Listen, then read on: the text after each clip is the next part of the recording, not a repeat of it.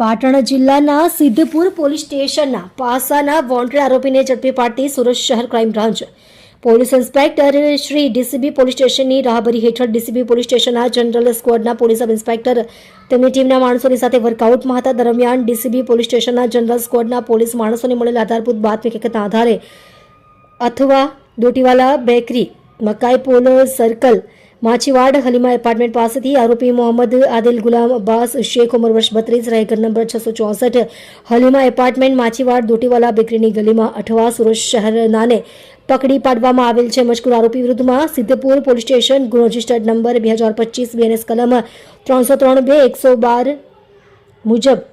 Siddhpur police station ગુનો registered number 2025 BNS કલમ 303(2)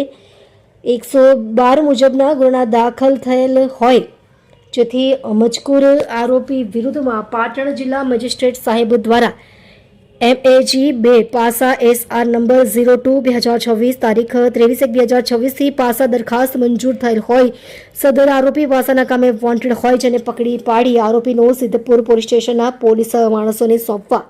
તજવીજ કરેલ છે. તમે જોઈ રહ્યા છો DNY ન્યૂઝ ચેનલ રમનદીપ કૌરની સાથે.